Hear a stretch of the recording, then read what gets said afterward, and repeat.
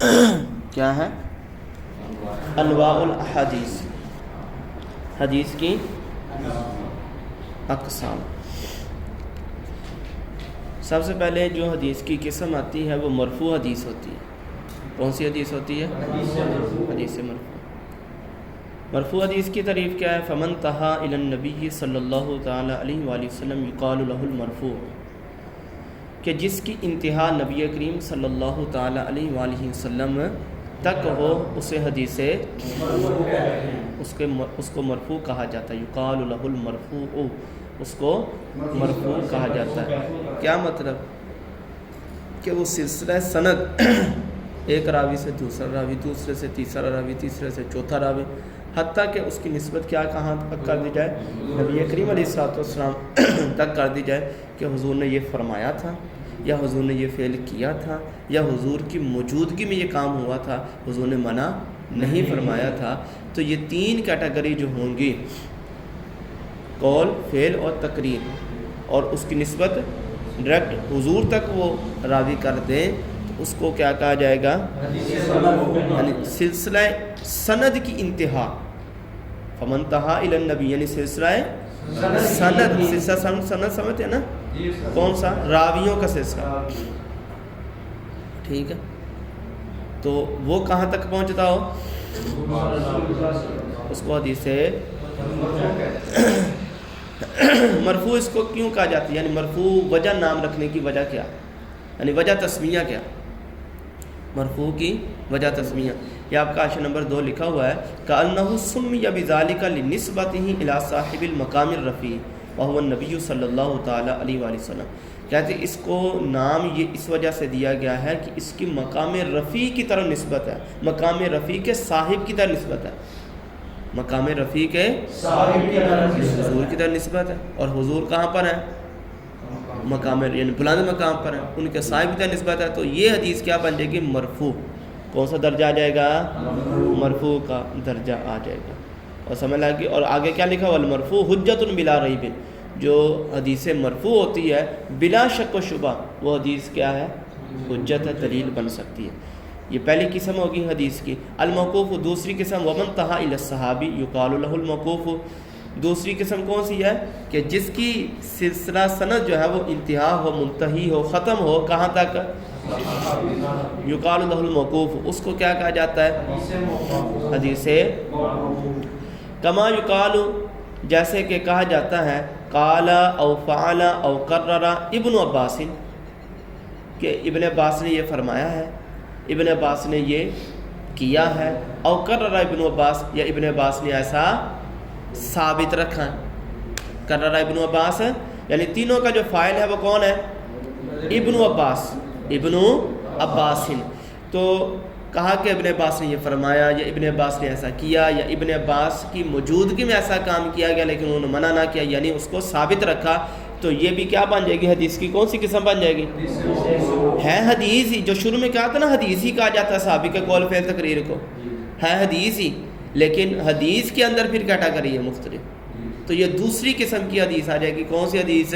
موقوف حدیث، او عن ابن عباس موقوفاً، یا ابن عباس رضی اللہ تعالی عنہ سے موقوفاً روایت ہے، یعنی یہ جملہ بھی بعض اوقات کتابوں میں ملتا ہے کہ ابن عباس رضی اللہ تعالیٰ سے موقوفاً یہ حدیث روایت ہے، تو وہ بھی حدیث کیا ہوگی؟ موقوف، یعنی انہی تک وہ سلسلہ سند ہے، انہوں نے آگے حضور تک نسبت اس کی نہیں کی، اگرچہ انہوں نے حضور سے سنا ہے یا حضور کا ہی فرمان نقل کر رہا ہے، لیکن نسبت نہ کرنے کی وجہ سے وہ کیا جائے گی؟ یا ان کا اپنا ہی قول ہے، یا ان کا اپنا ہی فرمان ہے، تو وہ کیا ہو جائے گا؟ وہ حدیث موقوف ہو جائے گا۔ او موقوف علی ابن عباس، او موقوف یا ابن عباس پر موقوف ہے، یعنی یہ تین قسم کے قول جو ہے وہ آپ کو کتابوں میں ملیں گے، قال ابن عباس اور فعل ابن عباس او قرر ابن عباس ایک قسم کی۔ دوسری عن ابن عباس موقوفاً، یہ بھی حدیث ہے موقوف ہے۔ تیسری موقوفاً علی ابن عباس، موقوفاً علی ابن عباس، کہ ابن عباس پر موقوف ہے، تو یہ بھی حدیث کون سی بنے گی؟ حدیث موقوف بن جائے گی۔ آگے آ جائے المقطوع، تیسری قسم کون سی ہے؟ حدیث مقطوع حدیث، یہ اب تیسری کیٹیگری۔ ومن تہا الی التابعی یقال لہ المقطوع، کہ جس کی نسبت کہاں تک ہو؟ تابعی تک ہو، اس کو کیا کہا جاتا ہے؟ حدیث مقطوع کہا جاتا ہے، حدیث مقطوع کہا جاتا ہے، تابعی تک جس کا سلسلہ سند ہو۔ ابن عباس رضی اللہ تعالیٰ عنہ کا سن ولادت و سن وفات آپ کے حاشیہ نمبر 4 میں لکھا ہوا ہے کہ آپ کی ولادت ہجرت سے 3 سال پہلے ہوئی، بثلاثی سنین، کتنے سال پہلے ہوئی؟ 3 سال۔ کن کی ولادت؟ عبداللہ بن عباس جو مفسر قرآن، سب سے پہلی تفسیر لکھنے والے حضرت عبداللہ بن عباس، تفسیر ابن عباس، تفسیر ابن عباس جنہوں نے لکھی۔ تو ان کی ولادت کب ہوتے؟ حضور کے چچا کے بیٹے ہیں، حضرت عباس حضور کے چچا تھے، ان کے بیٹے تھے حضرت عبداللہ بن عباس۔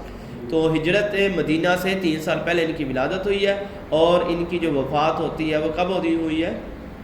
وہ جو ہے وہ 68 ہجری کے اندر ان کی جو ہے وفات ہوئی ہے۔ سمجھ لگی گا؟ تو حدیث مقطوع کہاں کیا ہے؟ جس کا سلسلہ سند تابعی تک پہنچتا ہو وہ حدیث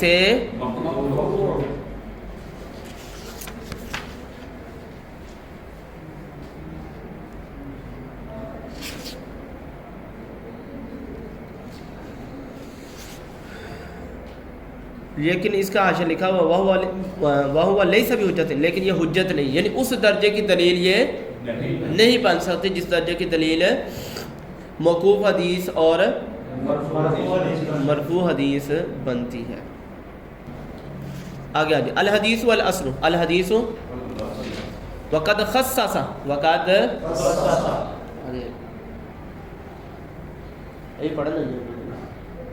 وقد خصص بعضهم الحدیث بالمرفوع والموقوف اذ المقطوع يقال له الاصل۔ بعض محدثین نے خاص کیا ہے، بعض محدثین نے کس کو؟ حدیث کو خاص کیا، حدیث کو خاص کیا بالمرفوع والموقوف، مرفوع کے ساتھ اور موقوف کے ساتھ۔ لیکن سب سے پہلے انہوں نے کہا تھا حدیث 3 قسم کی ہے، ٹھیک ہے، حضور کے فرمان کو اور قول فعل کو، تقریر کو، تابعی کے قول فعل تقریر کو اور صحابی کے قول فعل تینوں کو کہنا۔ لیکن اب یہاں پر جو ہے وہ ایک اور اصطلاح بیان کر رہے ہیں، حدیث کی اور اثر کی، حدیث اور اثر کی، کہ بعض محدثین کی اصطلاح یہ ہے، وہ کہتے ہیں حدیث 2 قسم کی ہے، 3 قسم کی تابعی کو انہوں نے نکال دیا یہاں پر، 2 قسم کی، کون کون سی؟ مرفوع حدیث اور موقوف حدیث۔ اس کو لفظ حدیث سے تعبیر کریں گے، اس کو لفظ حدیث سے تعبیر کریں گے، اور جو مقطوع یعنی جس کی سند کہاں تک ہے؟ تابعی تک ہے، اس کو کس کے ساتھ منسوب کریں گے؟ اثر کے ساتھ، اس کو کہیں گے یہ اثر ہے۔ کیا ہے یہ؟ اثر ہے۔ بعضوں نے حدیث کو خاص کیا مرفوع کے ساتھ اور موقوف کے ساتھ، اذل مقطوع، اذل، اور جبکہ جو مقطوع ہے یقال لہ الاصل، اس کو کیا کہا جاتا ہے؟ اثر کہا جاتا ہے محدثین کی اصطلاح کے اندر۔ یہ بات سمجھ لگی آپ کو؟ اور پھر انہوں نے کہا وقد یطلق الاصل علی المرفوع، لیکن یہ کوئی جو ہے وہ حتمی بات نہیں ہے کہ ایسے ہی قول ہے، یہ بعض محدثین کی اصطلاح ہے۔ اب کبھی کبھار کہتے ہیں اثر کا اطلاق مرفوع پر بھی کر دی جاتا ہے، اثر کا اطلاق ابھی پیچھے کیا کہا انہوں نے؟ مقطوع حدیث پر کیا جاتا ہے، تو جو ہے، اور ابھی کیا کہہ رہے ہیں؟ مرفوع حدیث کو بھی کیا کہہ دیا جاتا ہے؟ اثر۔ ایدن ایسے جیسے مقطوع کو کہا جاتا ہے، اس میں مرفوع جو سب سے پہلی حدیث کی قسم ہے اس کو بھی اثر کا لفظ سے تعبیر کر دیتے ہیں۔ کہتے ہیں کیسے؟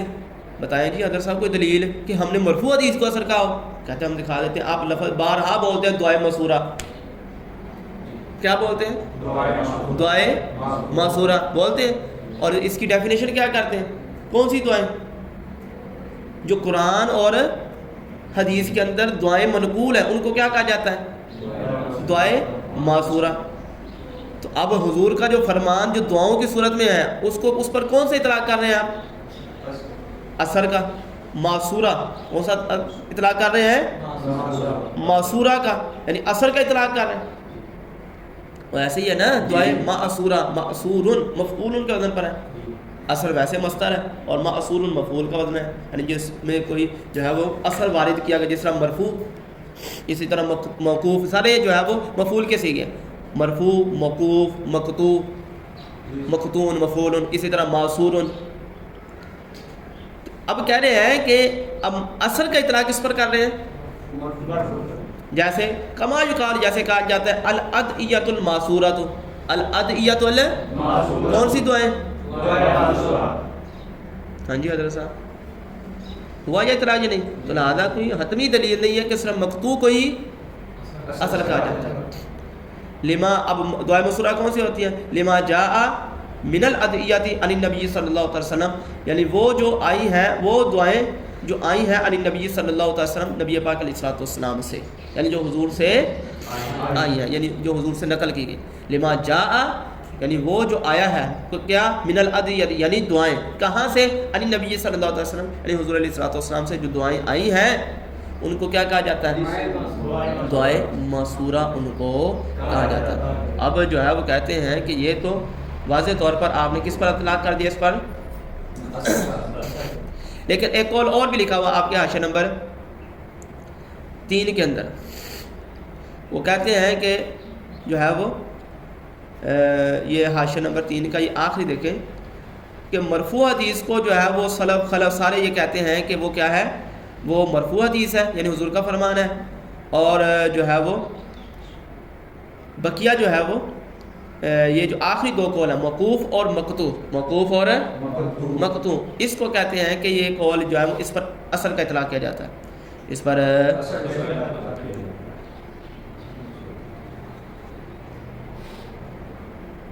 سمجھ لگ رہی۔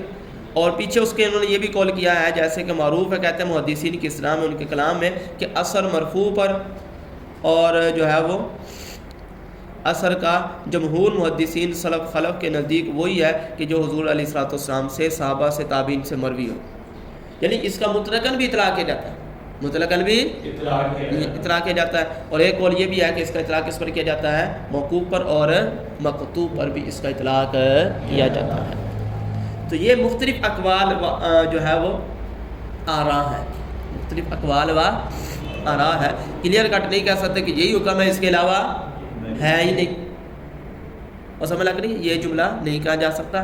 کہتے ہیں کہ حدیث کو مرفوع اور موقوف کے ساتھ اوپر متن میں انہوں نے کیا خاص کیا، اور جو ہے وہ مقطوع کو اثر کا لفظ کہا جاتا ہے، پھر کبھی کبھار اثر کا اطلاق اس پر کیا جاتا ہے؟ مرفوع پر، جیسے کہ دعائیں مسورہ جو حضور علیہ الصلوۃ والسلام سے آئی ہے۔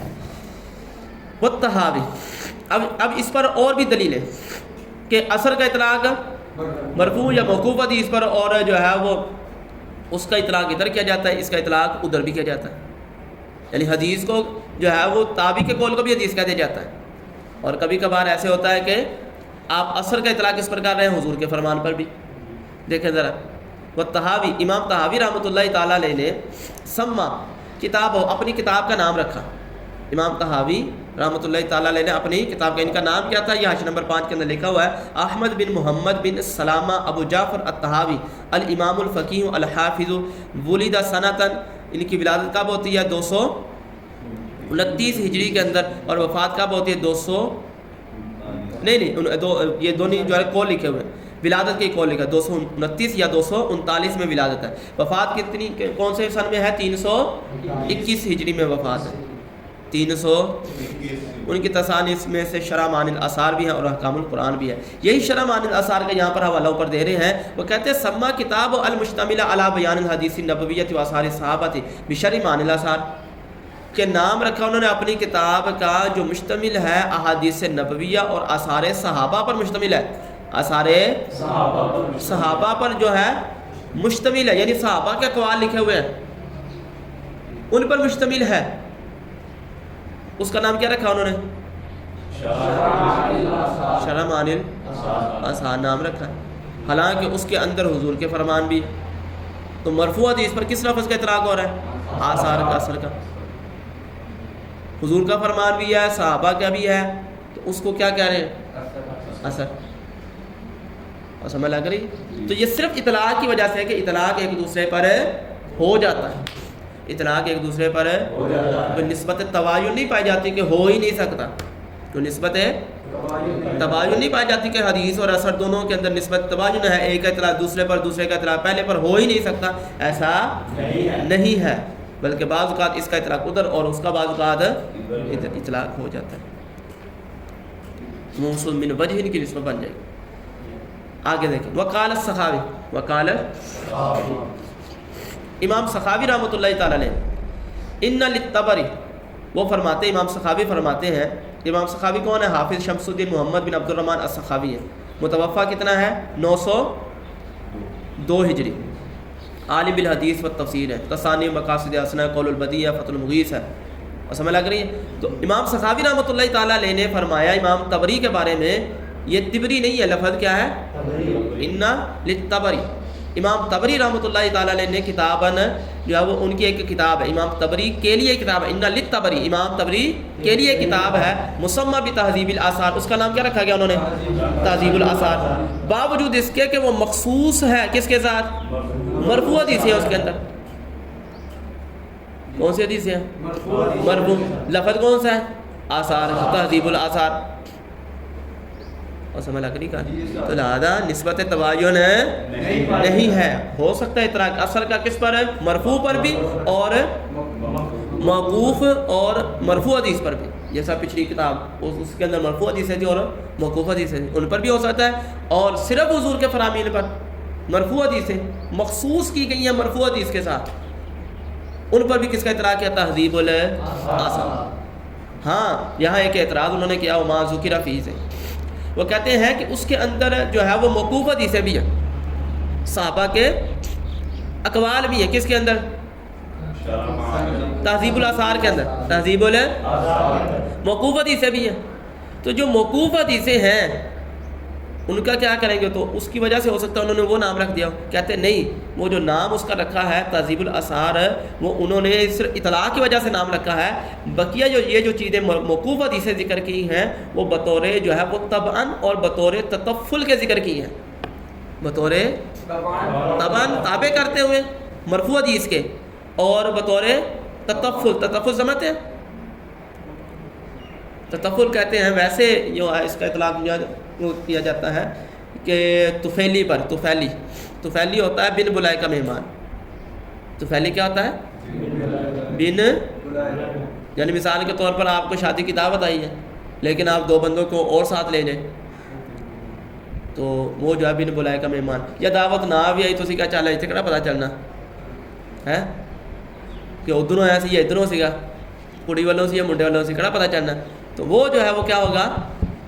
تطفل ہوتا ہے، یعنی طبعاً کیا ہے؟ اتباعاً، یعنی مقصود وہ تھا لیکن جو ہے پیروی کرتے ہوئے ساتھ میں کوئی اور بھی چیز ذکر کر دی، تو اسی طریقے پر کہتے ہیں مخصوص ہے وہ مرفوع حدیثوں کے ساتھ، لیکن طبعاً جو ہے وہ کیا چیزیں ذکر کر دی گئی؟ موقوف حدیثیں بھی ذکر کر دی گئی ہیں، تو اس پر کس کا اطلاق ہوا ہے؟ آثار کا، تہذیب الاثار، وما ذکر، وما، اور جو چیز ذکر کی گئی ہے فیہ، اس میں، کس میں؟ اوپر کیا لکھا ہوا؟ دفع دخل مقدرین، یعنی اعتراض مقدر کا یہ دفع کرنا ہے، دور کرنا ہے، دفع دخل مقدرین، کہ اعتراض مقدر یہاں پر جو ہو رہا تھا کہ اس میں تو موقوف حدیثیں بھی ہیں، تو اس کو دور کر دیا ہے کہ جو چیز اس میں ذکر کی گئی ہے، من سے بیان ہے، الموقوف من الموقوف، یعنی حدیث موقوف جو اس میں ذکر کی گئی ہے، فابی طریق طبعی، فابی طریق طبعی، وہ بطور طبع کے ہیں، و تطفل، اور بطور تطفل کے ہیں، یعنی کہ دونوں کا معنی سیم ہی ہے، بطور طبعاً و اتباعاً ان کو اس کو ذکر کیا گیا ہے، مقصود ان کا اصل کیا تھا؟ تو مرفوع پر کس کا اطلاق ہوا؟ تو کتاب کا پوری کا نام کیا رکھ دیا انہوں نے؟ تو کیا پتا چلا کہ اثر کا اطلاق حدیث مرفوع پر ہو سکتا ہے، محدثین کرتے رہے ہیں،